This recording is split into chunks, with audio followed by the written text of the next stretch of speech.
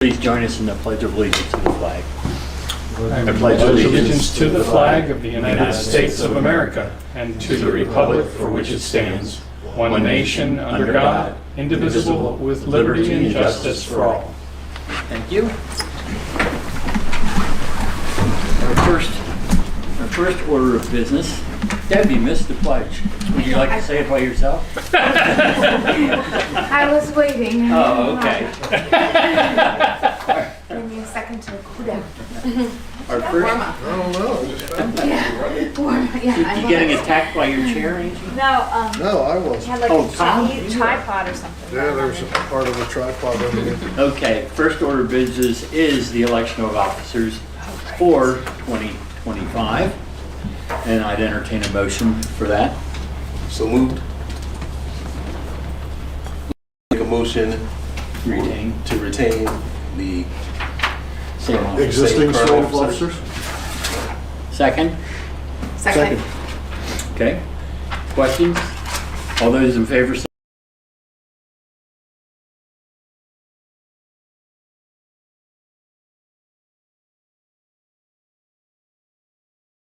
So moved. second. Second. Any questions? All those in favor say aye. Aye. Opposed? Motion carried. Since there's no public here, we'll just skip right over that and move into the one item we have here, a briefing item on stormwater management plans, LTPC 331, 631 Conestoga Boulevard, a waiver request, a briefing item which Ben is going to take care of. So this is a single-family dwelling that is over there on the east side of the township. It's right along the Conestoga River at the very tip of that peninsula. Little island of Lancaster Township, if you will, following the city's annexations, and it's a single-family dwelling that has been around for quite some time. They're proposing to install a pool, and that involves the addition of impervious coverage. Rather than trying to do a stormwater management plan, they are proposing to remove existing impervious coverage in order to not Match. to have a little bit less, actually. The reduction would be a little bit less. But to do all of that, it would involve more than 5,000 square feet of disturbance, earthwork. So that kicks them out of the typical things that we allow for a minor land disturbance, and they're asking for a modification of that requirement to allow them to do a minor land disturbance. That overall disturbance is roughly 10,000 and change, so it's double the amount that we normally allow for just a minor land disturbance. But with the way in which this is kind of configured, removing impervious area isn't really creating new grading flows or anything like that, changing any direction of any stormwater. It's all just, all of the flow goes off into their backyard and then works its way down to the Conestoga River. There is some additional floodplain that some additional fill that they're proposing in the floodplain, and that they're proposing to offset that by recreating some floodplain volume, if you will, so taking earth out of the floodplain elsewhere on their lot in order to place fill within the floodplain on their lot. So that's really not germane to your approvals tonight. That's more of a floodplain management permitting aspect, but just to let you know everything that's going on. Those are the main issues that went into the preparation of this plan. So you talking about down there, Ben? Yes, I am. Yeah. I was just trying to picture this. Can you really see it from anywhere, or you have to be right there to see it? You'd have to be right there to see it, or if you were across the river, in that, where Rocky Springs used to be. Yeah, You yeah, could, yeah. you could see it across, Oh, okay. across from That there. helps. That helps. Yeah. Okay, questions from the planning commission? Yeah, I had a couple questions. Do you know anything about the history of flood frequency of this property? Like, I know, I have a friend that lives a couple doors up, and I know that their property goes up pretty steeply, so they don't get flooded. But like, is this, we're adding dwelling, I know it's on the second floor, but a pool, like, have they had any flooding issues in this area being in the floodplain? In the past, yes. In my time as township engineer, I don't believe I've heard of that area flooding out or of their dwelling flooding. They already had a levee, if you will, in their backyard that they're proposing to kind of rework that. That's what's kicking in the floodplain fill issue. Okay, and they're adding fill to the floodplain, or they're taking it out to provide more floodplain storage? Correct, they're doing both, Okay. yeah. So one is to offset the other. Okay, and then the last question I had was about the slopes. In our ordinance, it speaks about sensitive areas with greater than 15% slopes. I don't imagine they have anything like that No, here. no, they don't. Any other questions? What's the counting of existing impervious to proposed impervious? I believe existing is greater than proposed. Okay, so it accounts for the 25% that needs to be considered. Do you mean No. do you mean the 20%? The 20%, yeah. That requirement only kicks in if you're doing a calculation that is subject to the stormwater management ordinance. Wouldn't this be subject to the stormwater management ordinance? No, it wouldn't, because this would be processed as a minor stormwater plan.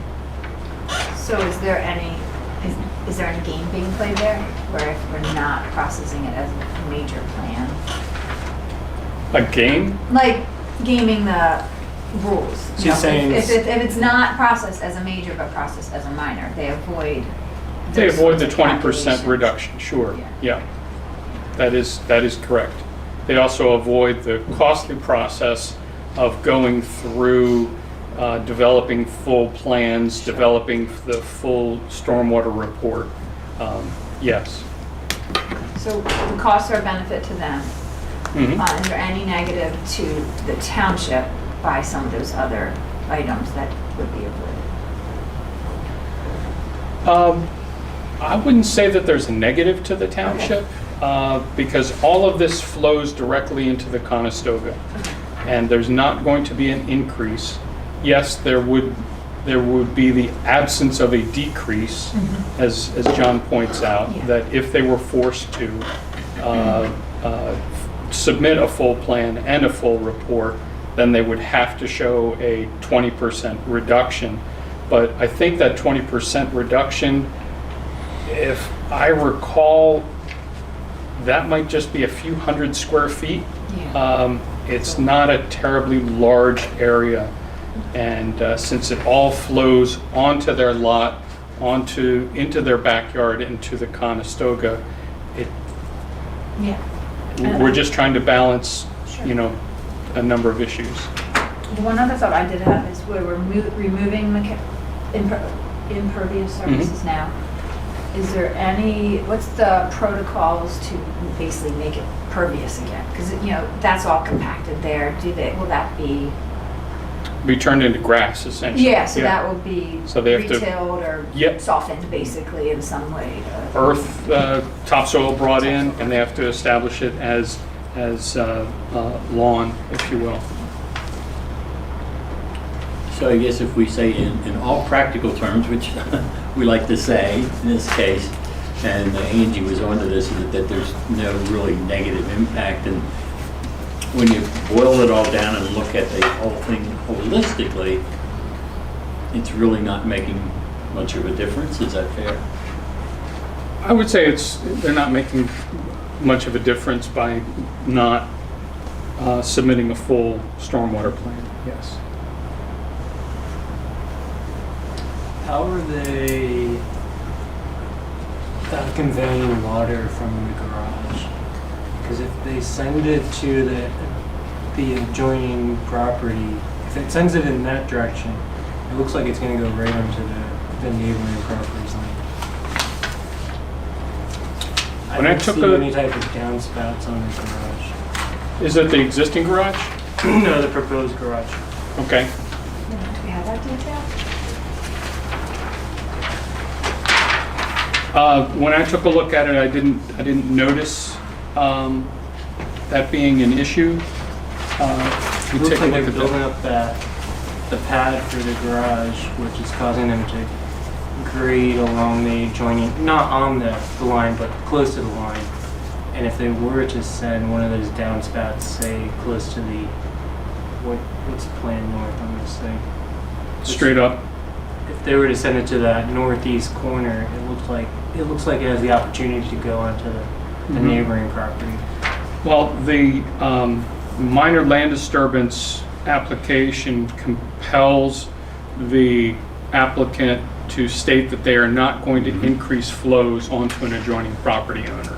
Okay. So it does give us quite a few assurances that even if things aren't explicitly shown or detailed, there are certain things that we have the ability to go back on them and say, hey, you need to fix this. Yeah, there's safeguards that says you can't dump your water onto somebody else's property.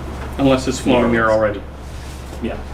Has this, anything like this been approved before? You know?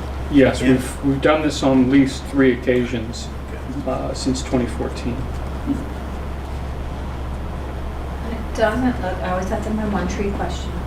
It doesn't look like there's, there might be one tree in the pathway of the construction, but it doesn't look like there'd be any anticipation of any large tree loss or anything with this work, or do you know anything about that? You're right, it doesn't anticipate that there's going to be, but I can't say that there won't be. And I haven't assessed the trees out there to see what's likely going to be in the way, so. That would just be a concern, I think, well, just from the trees, but, in themselves, but if you're removing a lot of trees, that's also a lot of take up. Roots. Roots and take up and of the water, and so that could affect the runoff possibly also.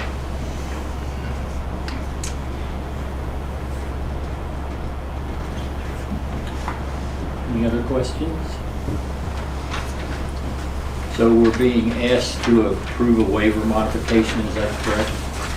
Yes, we don't feel as though there's much more that's going to be gathered by waiting a month for a recommendation.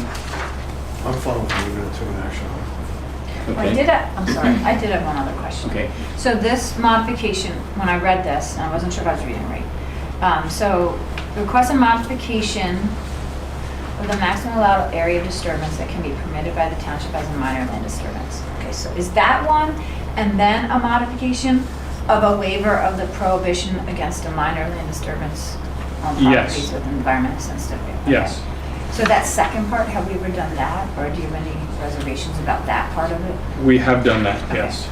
Again, with the work in the floodplain, Okay. yes. So it's two, really?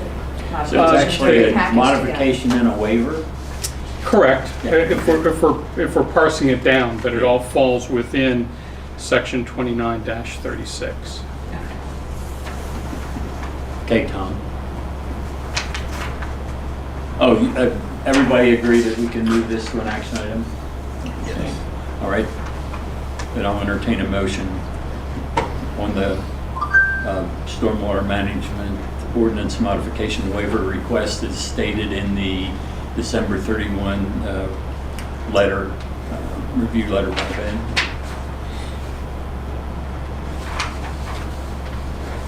I'll make a motion to recommend approval of the waiver request of section 2936 for major land disturbance to the board. Is there a second? Second? Okay. All those in favor say aye. Aye. Opposed? Thank you. Okay, we have no, So we'll see this then, again? No. No. We'll see this No. again, okay. This will be a minor land disturbance that'll be handled by staff. so we have no other new business, although we did say that off the official agenda, Angie had brought this up, and, you know, our neighbors too are wondering, and I'll let Ben and Tom make any commentary, just to bring us up to date on what is or is not happening at 80 Jackson. John, did you want to start? Sure. We don't have a lot of answers for you, good answers. We, reading some of which you guys provided an email on, and we've kind of confirmed, they're looking to sell it. Probably looking to put a new dwelling on it, tear the old down, put a new dwelling on. There are no plans submitted to our office, so we don't have anything official from them. We haven't seen any work that would require a permit from our office. So the work they've been doing, removing trees and so forth, currently under ordinance is not covered requiring a permit. Ben and I actually stopped out today looking around. Obviously snow covered kind of makes it a little tough, but there was no evidence to us of any kind of land disturbance outside of the trees. It looked like there were some wood chips and so forth, some piles, but other than that, nothing seemed like they were digging, moving earth. Ben, did anything? No, yeah, there's been no PA1 call that's been submitted, no survey plans or any information that's been requested. We are familiar with the realtor and the current owner, so they are knowledgeable of our requirements, although they probably will need to be reminded of them. One of them is also the demolition of a historic resource, and that is listed in our historic resource inventory. So they will need to submit an application for its demolition if that's what they're wanting to do, or to change it, alter it. We'll, have to get that processed through the historical commission and then through the board of supervisors. Nothing's been submitted, so we can't really. Somebody just took down a bunch of trees, and we recognize it's shocking, but there's Just wanted to also. expose that beautiful waterfront, right? I'm lost. What happened? So 80 Jackson Drive, if I may. Sure, Ben, This- go ahead. Do you know where Hillside Drive intersects with Jackson Drive over in the Woodlawn area? Where are we in the township? So this is Park. near Down Stone from Mill. Giant, take the street out of Giant. Okay. Stone That's Mill Jackson. parking lot or parking center, Yeah. shopping center. Oh, over here. Yeah, Above that. along in there, and well, a little bit north of that, because it's north of It's Columbia. along here. Yeah, exactly. Yeah. So that's a neat little development called Woodlawn. Frequently, it's sort of conflated with School Lane Hills, but in fact, they're two separate developments that were done. And a lot of the architecture through there is considered sort of fairy tale-esque. And well, it is. It's what they were shooting for. They had these really cool streetlights that were put Yeah, in all yeah. throughout there. Some of the amenities were never constructed. This is back in the day of Yeah. Wild Wild West in terms of subdivision development. And this house was built during that period.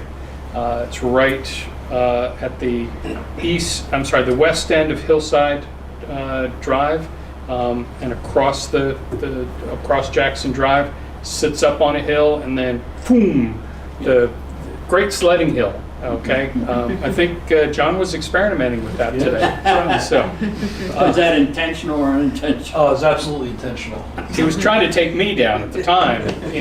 Somebody had proper footwear on, and Yeah. somebody else didn't. So, but yeah, it's they clear cut all the trees, big stockpiles of wood chips and stuff, and it's alarming. It absolutely is Yeah. alarming, but it's also completely legal. So for another time and another day off the record, there's a whole history about why it's Woodlawn and not Schooling Hills. Well, that one's not Woodlawn anymore. That's Boom, boom. That's more lawn. So, Yeah, that's right. so but- here's what kind of gets me. If they would have come to us with some sort of construction plan without clear cutting it, we would have done kind of survey of their trees and probably asked them to maintain. It would large depend on, trees. it would depend on what they were asking for. So if they were asking for a subdivision or land development Okay. plan, sure. Okay. I think it's highly unlikely For a that anybody would do a subdivision or Right, land no, they development wouldn't. Okay. for Okay. that lot. Mhm. I was trying to dig that out today and I just couldn't get my fingers I on it. think the most that somebody would ask to do would be to demolish the existing structure and to put up a new one and ask for a stormwater management plan. And so what do we have from the historical commission with regards to demolish? We have a demolition review ordinance. Okay. And so what does that consider? I mean, like, I want to knock it down. And you're like, oh, well, we don't want you to knock it down. But, like, where do you, there's a yes or no there? You know, There is a yes or no There's no there. in between. I mean, I guess where I'm going is there's no real in between. The in-between would be, rather than doing this, we want you to do this other thing. Would you consider doing this other thing? Like saving the front of the house and building something around it, or Like the Marriott and the Lancaster. yeah, the Marriott Wat and Shan thing, or using some of the building materials to recreate some of something. the- But that buildable area is so small because it just falls right down into the floodplain. So I think they'd be really hard pressed to do much of anything other than build the same almost footprint there. Okay, thanks for digging So I into guess, that. and is the sales price including the lot plus some kind of an allowance for, I didn't look into that at all. yeah, I didn't look. Any claims of it being subdividable, No. I would poo-poo. Yeah, I was just thinking back, because it's been up there, but, and I thought I was trying to see what the price was for it, and I was just wondering, is that like, okay, yeah, you're buying the lot, and we're gonna tear it down and build the suit?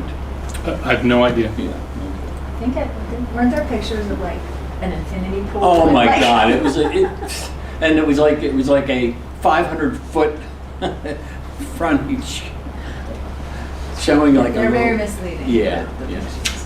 Okay. We can't Well, thank regulate you. that. Thank Right, you. no, I get that. All right, and the other thing which I did respond to your email that, and I think, yeah, everybody should have gotten it, that John had asked about some reference or one of the ordinances or something. Yeah, I had sent it to Ben. Okay. Um, Okay.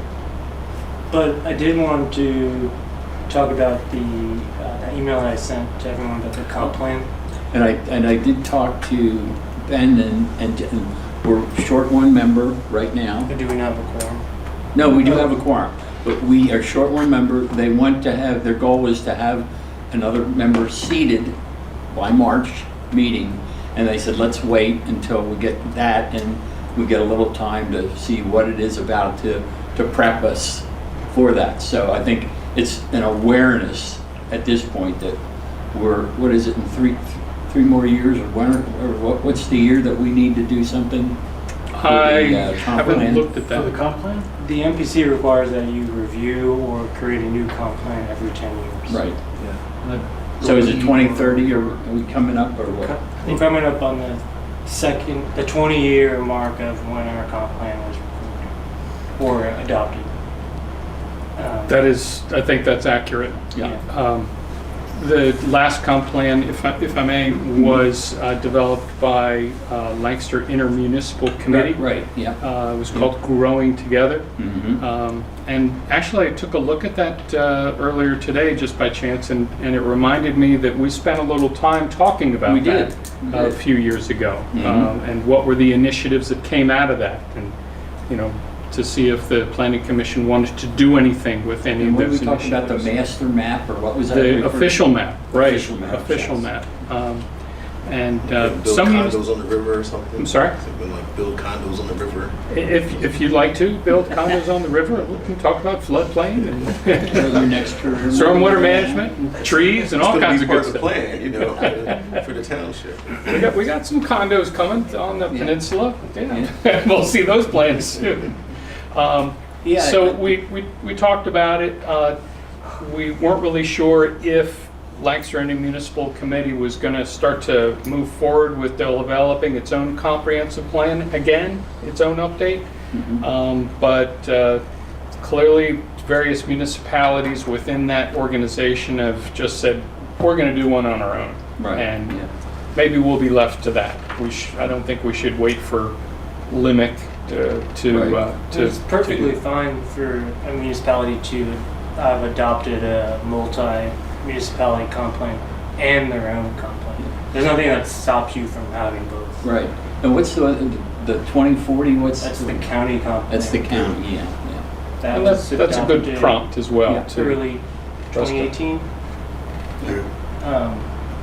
But so I think for just purpose of this discussion, comp plan's supposed to set you into the future for 10, 20 years. Ours is already approaching that 20-year point of its age. We ought to take a real look at it to see if that's setting us up for the next 20 years, or we need to come up with something on our own. Yeah, I think that Ben reminded me too that, and let's see, so 1, 2, Tom, were you here then? Okay. Were you, Glenn? Oh, yeah, and Angie was. Yeah. So only 2 of us were here at the time when we did spend a lot of time on that. Yeah. And the yeah, the okay. official map and looking at, is there some streets that should be extended, is there this and that? And again, we have a small supply of land, like industrial land, it's like one lot or whatever. I mean, it's very, very little bit of land. So yes, we do need to think about the future. Well, our ability to see what else we're gonna do is obviously curtailed. Well, things that we've touched upon, I mean, we've addressed the subletting, or the verbo sort of Yeah. stuff, but Yeah. we've talked about at times, electric vehicle, Yeah, charging stations, or how we want to approach that. That Yeah. could be something for Sure. in that.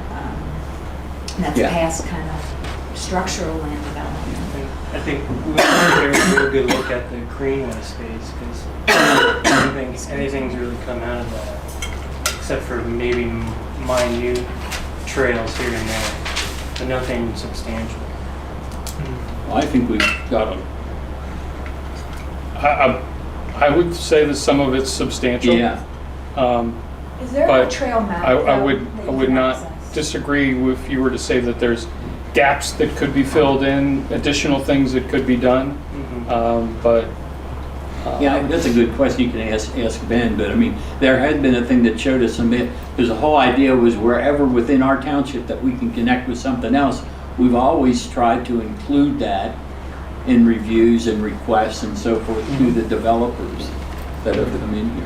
all along the Conestoga River and the Little Conestoga Creek, there is a band of green, Mhm. and that designates the requirement for a greenway, and that's in our zoning ordinance. Must be in my backyard. So, Well, I felt like I was probably. trespassing. But it does not exist on land where someone has not already permitted it. Uh-huh. So, just because it's on the zoning map doesn't mean it exists legally. The requirement exists, but it doesn't mean the greenway easement exists. Could the language of the zoning ordinance be made more clear to specify exactly what's to be done? Sure, the minimum that's required is an easement. A greenway easement is Yeah. to be set aside. But it doesn't say that trails are to be built and so on and so forth, or connectivity between trails. It doesn't say that. So we try to get what we can, we're going to have a discussion about the prison. Yeah. So that peninsula. Mhm. I don't know when they're coming in with their land development plans, but they keep saying soon. Yeah. They're out there getting budget pricing. And so the Greenway Trail that's the most substantial is along South Conestoga Drive and extends down to Duke Street. So it's lies within Lancaster Township and the city. The city had a whole section in its new comp plan dedicated to developing Sunnyside Peninsula and also connecting, creating a Greenway Trail. Yep. And it calls for cooperation with Lancaster Township and West Lancaster. Yeah, I've been participating in a lot of those meetings for the Center for Excellence, Environmental Excellence, they called it. For the Sunnyside Peninsula? Yeah. So, Well, and there was some, what do we do down by the old, dirty old tavern and by the old Public Works or whatever, that we had something there that was a part of the discussion as well. right, so Hawthorne Ridge, there was a strip of land that was to be set aside and then dedicated to the township. It was offered for dedication. We didn't really accept it for a long time until there was a reason we should, and that was to help with the city's wastewater treatment plant outfall That's- repair. Yes. Yes. So That's it. we said, okay, we're assigning the deed, we're gonna grant the easement so this project can happen, because otherwise, they I would- was thinking that if we get another person seated, and maybe on a meeting where we have one item or something, we could set aside a little time and we could have a refresher, if you will, especially since there's only two of us that were involved in the discussions back when we had Sure. that before. So you could be brought up to date of what we did talk about. Sure. So it wasn't that we haven't been talking about, but it's been, a certain period of time. I met with the township manager, and Bill more or less said that this was something that's on the radar for them. Mhm. Maybe they weren't quite ready, but Right. they're willing to move Yeah. on it if the commission's ready. Mhm. They're willing to, they can work on that. But there's some procedural things he would like to come into a meeting Mhm. that he can discuss some of Yeah. those issues with you. But the first thing he noted as a procedural thing is the township supervisors have to, We have to request and they have to give us permission to look at it. they have to, I think it said charge the commission with that task. Yeah, the So NPC. you can request, or they can ask you to. I think it can go either way, but it has to start with the board of supervisors saying, we Yeah. want you to. That do seems to this." ring a bell with me about how we got involved before, where the supervisors said they were charging us with doing that. The NPC states, it says, at the request of the governing body, the Mhm.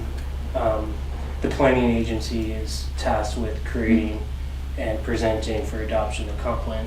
So if everyone's on agreement, I think we could write a letter to the supervisor saying that, we want to take a look at the comp plan, kind of just to set the wheels in motion. 'Cause I think it's a great idea to have Bill come talk to us, and so we get on the same page with I think we the could just supervisor. simply put something in the minutes that said the commission would like to have Bill come and talk to us and make the request. I'm old school, but I want a letter. Would you like to just schedule him to come, looking in the near future as far as what we have on the agenda? I think it could be agenda driven, yes. If we have only one thing or something that's two briefing items or something like that, yeah. Yeah. Because I don't know how long he's gonna take to talk about it. Sure, and I mean, he's gonna wanna present some information to you, and I'm sure you all will have some questions Mhm. for him that could take a while. I know sometimes we have time constraints, and if we have a lot on the agenda, it might be better to wait. Okay, I'll kind of, Confer with him and see what he says. yeah. And then the only other thing I had, if we could move on from that, Sure. would be the vacant seat. Again, the township manager would like to fill that slightly different than the way we've done it in the past, which was just simply go out in the community, find someone and say, would you like to do this? And we bring them in. He would like to do more of a process of vetting the candidates. So we've already put out, we wrote a job description for the planning commission, and also kind of an ad that we put out on the website and our social medias asking for volunteers who may be interested in the position.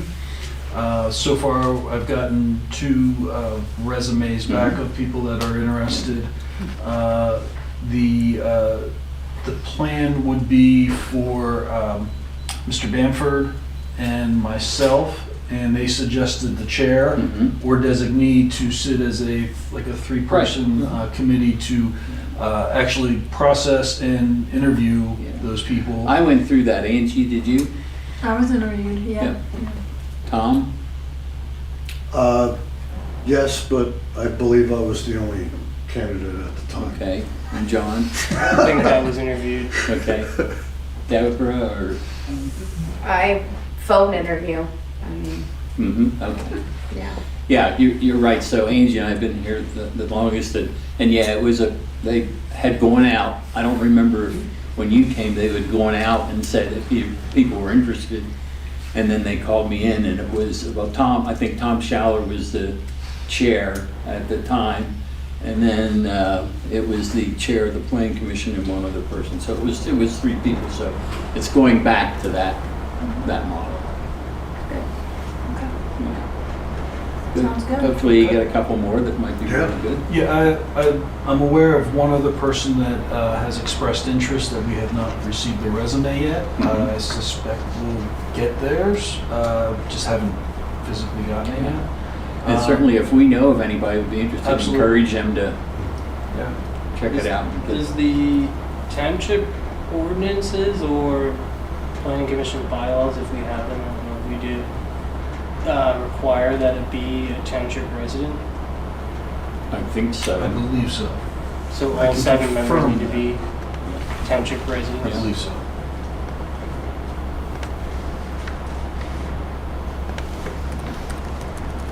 Yes, because we've had people that have moved out that had to resign because they were no longer residing in Lancaster Township, so it is a requirement. I can't say that I've actually read that, but everything that's been told to me is they have to It's be been enforced that way. Sorry? It's been enforced that way. Yeah, we've had planning commission members in the past we've forced to move into the township, so Yeah. it's... You will buy a house. This is the house you're going to buy. Okay, anything else? If not, I'll entertain a motion to adjourn. So moved.